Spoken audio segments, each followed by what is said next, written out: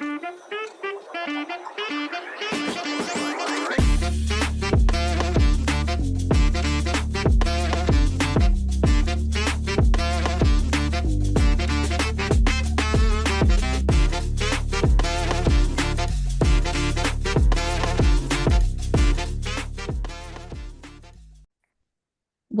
to the Balance4Blue podcast from Zen4Blue. I'm Hannah, and today I am joined by Rachel Brooks, a wildlife artist from Scotland. Rachel, welcome. Hi, thanks so much for having me. We are so grateful to have you on the podcast today, especially given the unique nature of your career and as a woman in STEAM. Yeah, it's a good combination. I think so. Rachel, can you walk me through your career path, just like a loose outline?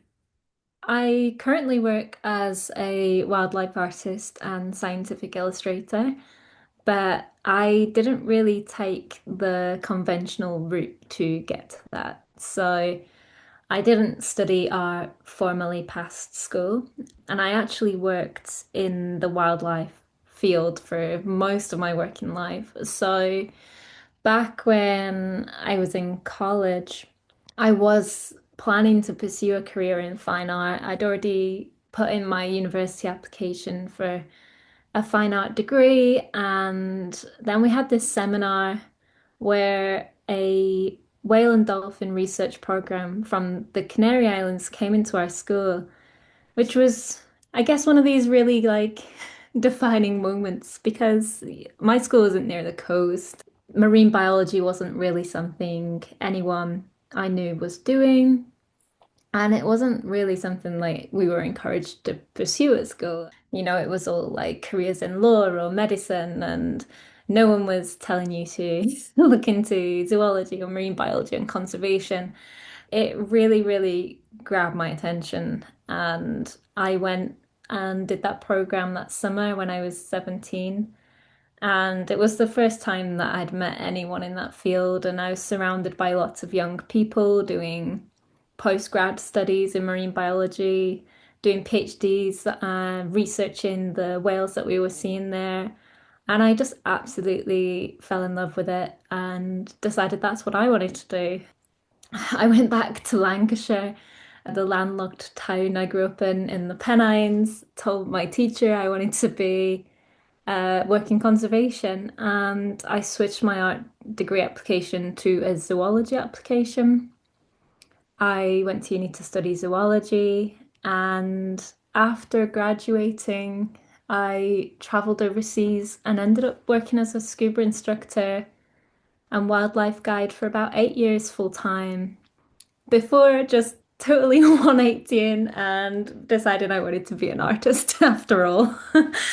But I think all of those years that I spent in the field, like really defining for like me as an artist, and they've just kind of blended so well together, those two fields and parts of my life, into a career that I didn't really know was an option. Finding that full circle and combining your passions for marine science with your passion for art. Absolutely, yeah. And the two of them go so well together. Art's such an amazing tool for communication. And I think what science really needs is that visual bridge to, help engage people. How have you found differences in engaging people through communication, through visual storytelling, like you do with your art now, and maybe more experiential learning like you did when you were a scuba instructor? Yeah, so it's so different.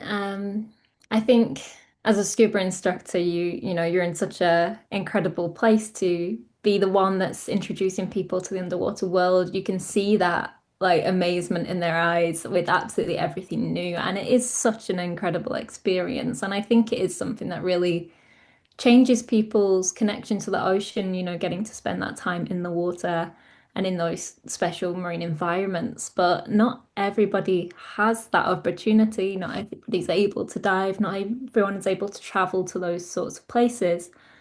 And so for me as an artist, I really like to try and continue to do that, introduce people to different species and different places from their home or a gallery or, wherever they're viewing online and keep showcasing all these like weird and wonderful things that can be found underwater for as many people as possible.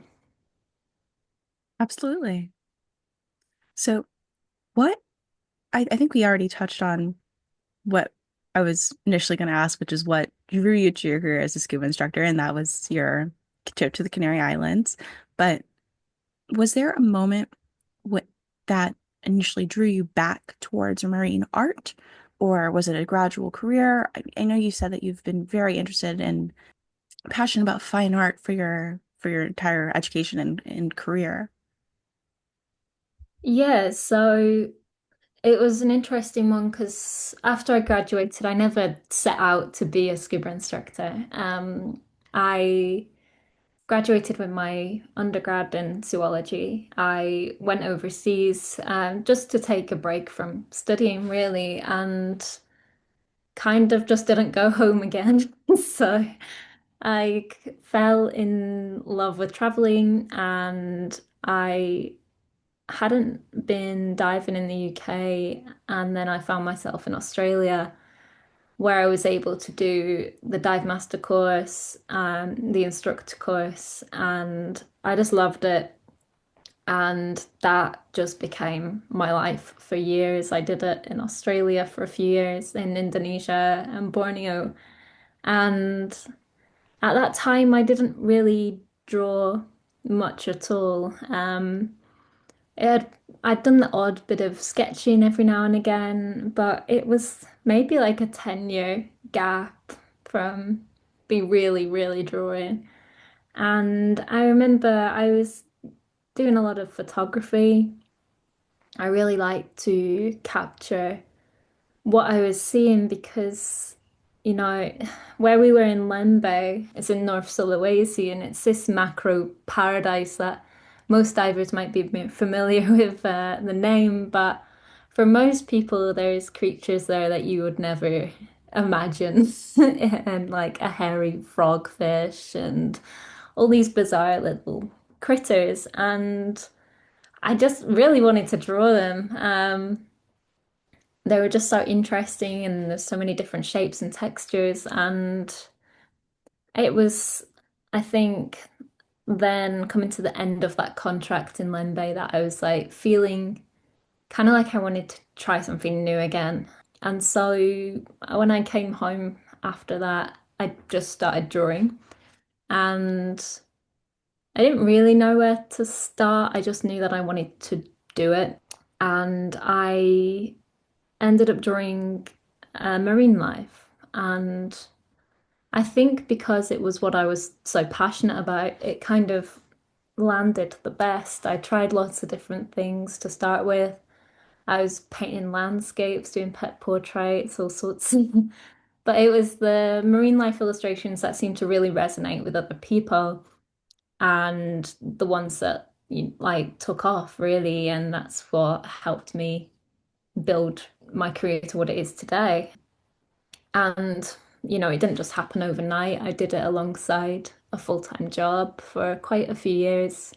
Where I was working in Scotland, I was working with basking sharks. They only visit here really in the summer months. So it gave me the flexibility to kind of like build something else around that as well. So I'd be out on the boat all summer and then drawing my way through the winter. Sounds like a fun way to spend a year. Yeah, tiring but fun. Yeah. So when you're working with basking sharks, were you working as like on a research project? It was an ecotourism operation, and I was the manager there for 3 years. So we would take out a boat to the Hebrides pretty much from March to October, and we'd be seeing all sorts of marine life, not just basking sharks, but the real peak and highlight and draw for most people was the sharks. Where we are in the west coast of Scotland, probably one of the best places in the world to see basking sharks, apart from Ireland. So they have been really, really dropped in numbers in a lot of for their historic range. But every summer we still get huge aggregations of them here off the coast. So it was really incredible getting to go out and see them. And we would take people in the water to see them. And again, it's like when I mentioned about scuba diving, it's kind of one of those really transformational experiences for people sharing the water with a shark that could be about 10 meters long is one of those things that you don't forget. And, basking sharks are they're so unusual to see, and sharks have such a bad reputation. Every year, people lose their mind when they know that there's these huge, huge sharks off the coast. But we were really trying to, build the profile of them. We're collecting research on them as well. There's still not that much known about them. So it was like sightings data, trying to find out a bit more about the population of sharks that we do have. We were doing eDNA research as well. We were collecting samples from that, which was a collaboration with another university, and they are putting together, a bigger picture of the shark population that is visiting the west coast of Scotland. So there's all sorts of exciting research going on there, and there's a lot more to be found out about them.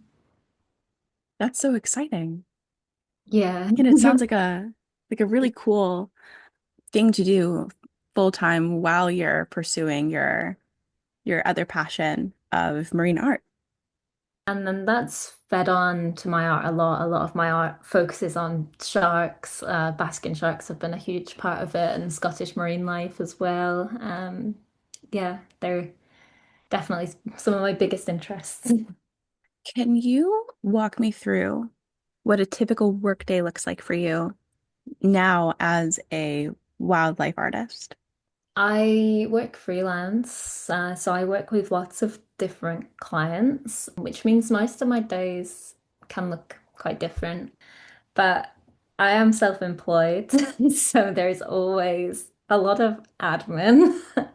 I'm not, unfortunately, not just drawing all day every day. So usually, typical day, I'd be getting up, having a look at emails, making a plan for what commission projects I have on, um, scheduling content. A lot of what I do is relying on online marketing as well and communication online. So I use social media a lot in what I do. And all sorts of different, like video content, photography, vlogging, newsletters. I manage my own website.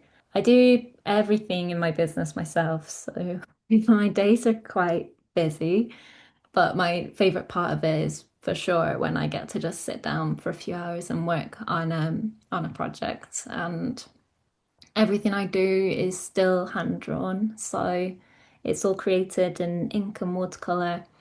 And then for some clients, those files are digitized. They might be made into graphics, or merchandise, or, a lot of charities. So they could be used for infographics or to raise money and things like that, or just personal collectors as well. So it's super varied.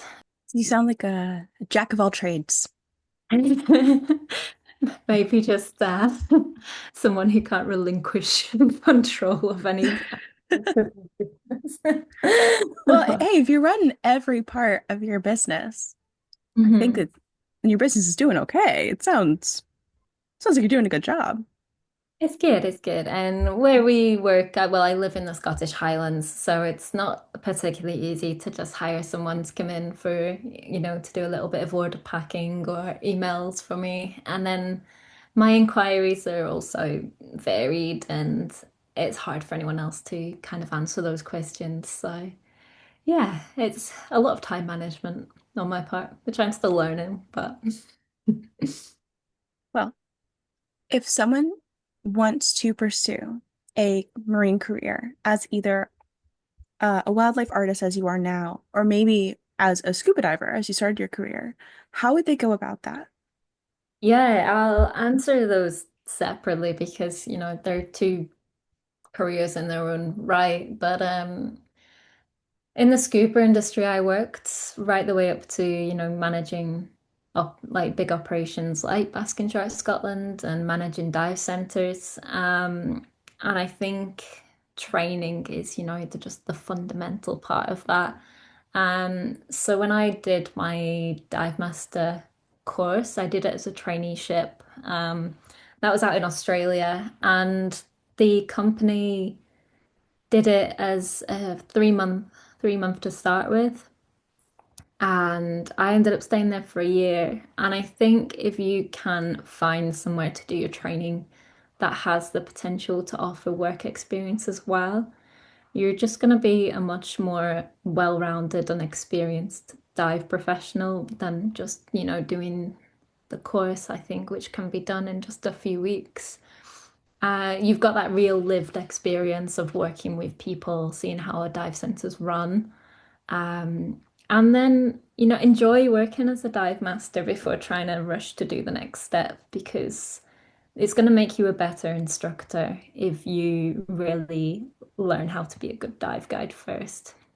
A lot of those experiences, you only really get it from actually doing the job. And yeah, it's such a fun industry to work with. It's really hard work. Physically. I think people don't quite realize that it is really physically demanding work, but it's an amazing way to experience things most people don't get to see.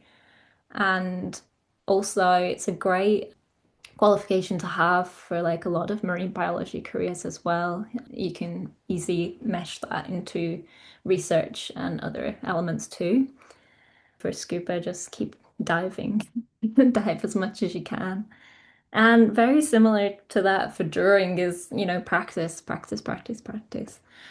Again, I said at the start, it didn't happen overnight for me. I that was, 10 years of my life from leaving uni to just now. And uh, even in the last few years, I can see like a huge, huge difference in my work today than when I decided to start doing it as a career in 2019.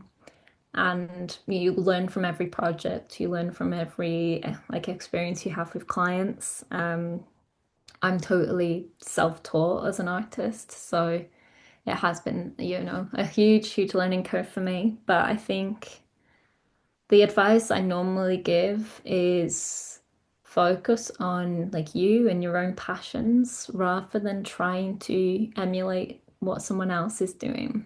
You're always going to shine brightest when you're doing something that you're like really, really interested in. And for me, that's kind of where my success in it came. I started focusing on things that I really loved, like sharks.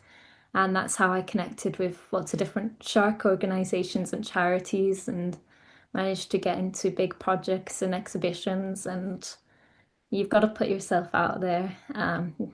Art's meant to be seen. So practice and yeah, keep pushing on, keep sharing your work, and hopefully you'll find the right people. I think that your marine path is something that we really strive to share here at Zen4Blue because you mentioned you're self-taught as an artist. You were able to pursue diving through a traineeship as opposed to maybe attending, well, I know this doesn't quite work that way, but through a traineeship as opposed, and you wouldn't have necessarily needed formal education in order to go into that. And our goal here is to share marine careers that anyone can go into, no matter opportunity to pursue formal education.